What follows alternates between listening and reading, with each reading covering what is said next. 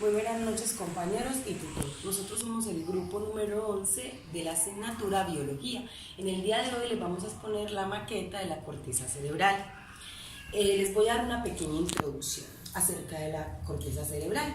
Es la parte más nueva y la más grande del cerebro. Es aquí donde ocurren diferentes funciones como la percepción, la imaginación, el pensamiento, el juicio y la decisión.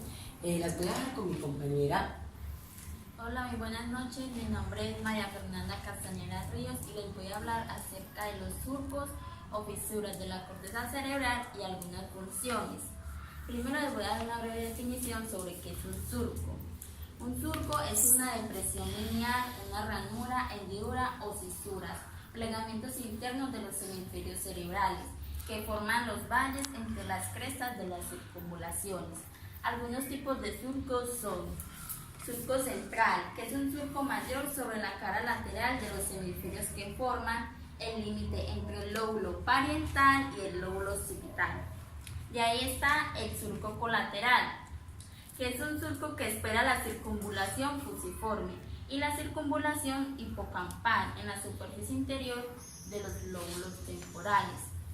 De ahí encontramos el surco parieto-occipital, que es una grieta profunda que separa los lóbulos parietal y el lóbulo occipital. Y por último está el surco calcarino, que es un surco profundo ubicado en los lóbulos occipitales y que dividen la corteza cerebral. Algunas funciones de la corteza cerebral son la función receptora, que son distintas áreas que recogen todas las sensaciones o estímulos que llegan a nuestro organismo. Está la función afectora, que organiza todos los movimientos como respuesta a los estímulos anteriormente recibidos.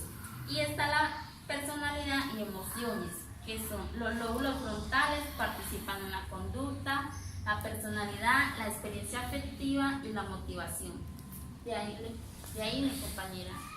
Buenas noches, mi nombre es Merlin Manga y le vengo a hablar de lo que es giros o circunvalaciones de la corteza cerebral. Los giros son circunvalaciones cerebrales o elevaciones tortuosas de la superficie del cerebro. Dentro de ella encontramos giro superior, que se encuentra por la parte de acá. En los giros superior dice que se sitúa en el lóbulo frontal del cerebro y se le ha descubierto funciones de maneras de trabajo cognitivas superiores. También encontramos el giro frontal medio. Se encuentra en el lóbulo frontal, entre la cisura superficial y subfrontal. Además, es un importante centro integrador de diferentes áreas del cerebro, así como funciones superiores de atención y aprendizaje. También encontramos el giro frontal inferior. Este giro se encuentra por arriba del surco frontal y está dividido por ramas anteriores y ascendentes de la cisura de silbido, que es esta. Y se divide en tres. La primera, orbitaria, triangular y operante.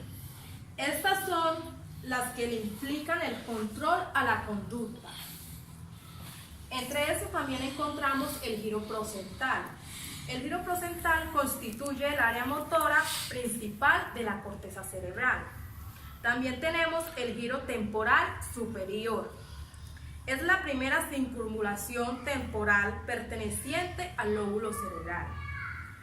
El giro temporal medio, segunda circunvalación temporal comprendida entre dos surcos temporales y se continúa por detrás del pliegue curvo.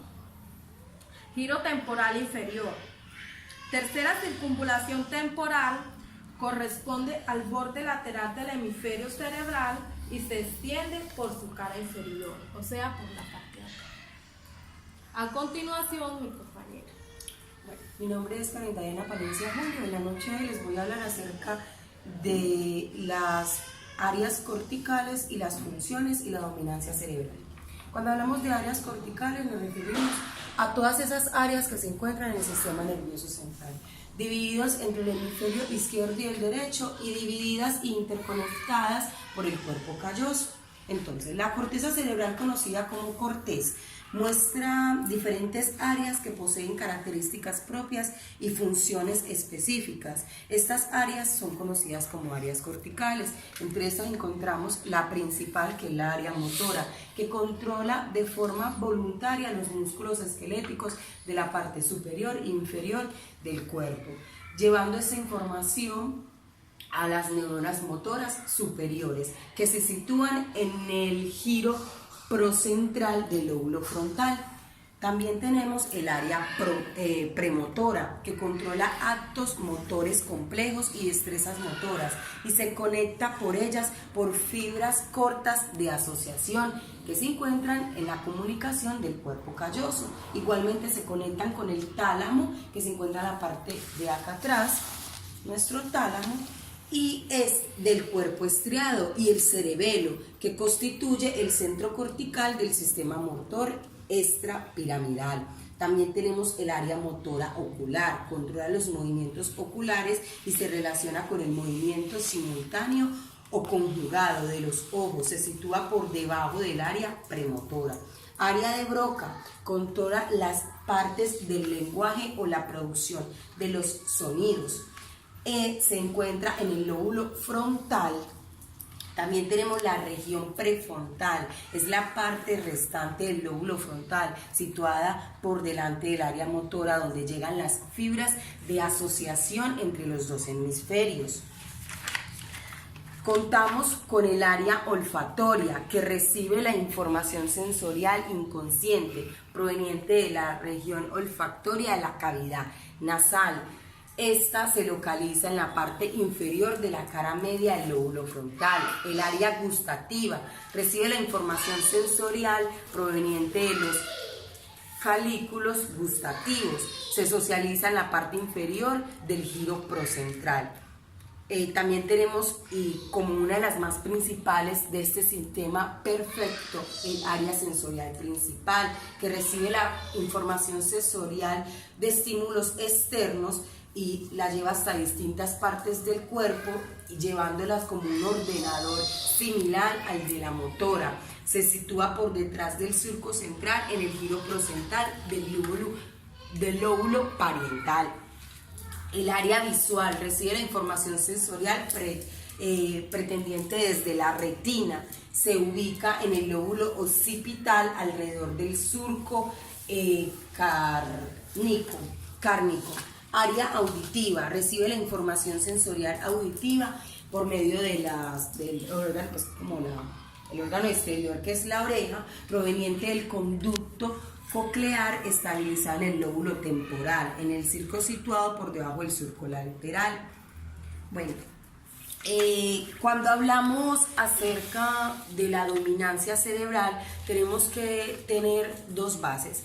Primero, que el cerebro no es un órgano neutro, y segundo, que este órgano se mueve según su voluntad. Solo el 2% de la información que se maneja dentro del sistema nervioso central es de forma voluntaria por la parte de nosotros los seres humanos. El resto es ordenado de forma involuntaria, pero voluntaria por medio de este sistema maravilloso, e involuntaria por medio de nosotros. También hace algunas otras cosas, como decidir si algo nos gusta o no, antes de que la información acceda a la parte cerebral. Es un estímulo propio con la que cuentan pues las diferentes funciones establecidas. Cuando hablamos de dominancia cerebral, es clave el significado que utilizamos más unos o cuatro partes del cerebro. De manera espontánea, así siempre actuamos desde la misma parte. Existe una dominancia primaria y una secundaria. La primaria es desde la que actuamos generalmente, la secundaria es la que usamos cuando falla la primaria. Es por eso que tenemos la capacidad de interconectar por medio del cuerpo calloso los dos hemisferios y realizar diferentes actividades al mismo tiempo, como procesar información y escuchar música. Para finalizar nuestra exposición, queremos socializar una pregunta dicha por el tutor, que dice: ¿crees que el cerebro del hombre y la mujer son iguales al hablar de metodología, o sea, al hablar de formología, al hablar forma? Si son iguales, ¿por qué crees que se destacan en las diferentes acciones del hombre y de la mujer? Nuestra compañera María Fernanda. Bueno, pues desde mi punto de vista yo pienso que a pesar de que el cerebro del hombre sea más grande y el de la mujer más pequeño, la mujer va a tener la capacidad de hacer varias actividades al mismo tiempo que el hombre. Y en el hombre, a pesar de que él se concentra más, no va a tener esa misma capacidad de como la mujer puede hacer esas diferentes actividades. A continuación, mi compañera. Bueno, desde mi punto de vista y desde lo investigado, puedo decir que el cerebro del hombre sí es más grande, ya que fisiológicamente, por ser hombre, siempre van a ser como más grandes. Entonces, debido a eso, a su fuerza, el cerebro es más grande. El de la mujer es más pequeño, pero cada uno tiene una función diferente. Pues función no, cada uno, como mujer o como hombre, se le desarrolla una función diferente. Ya que de pronto en el caso de los hombres, como veíamos en el video, dice que tienen capacidad de concentración.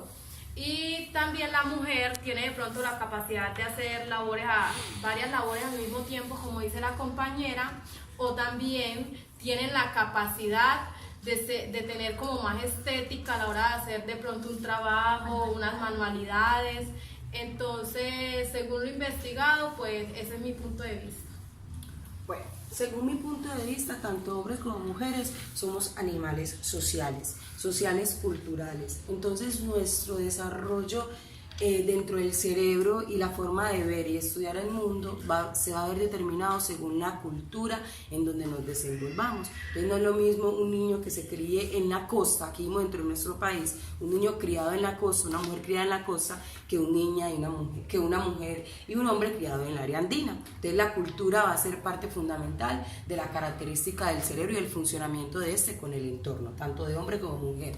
Si bien lo dice nuestra compañera María Fernanda y Merly, según estudios realizados, el cerebro del hombre, por la masa cultural, por las hormonas, desde la fecundación, antes de que se decida que sea hombre o que sea mujer, el cerebro del hombre tiene mayor cantidad de masa que el de la mujer.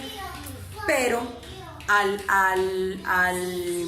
saber esto, la mujer tiene capacidad de realizar dos actividades al mismo tiempo, ya que según estudios en la parte del cuerpo calloso hay una parte que la mujer la puede tener más especializada, lo que le permite tener esa interconexión entre los dos hemisferios y llevar funciones, o sea, ser multifuncional.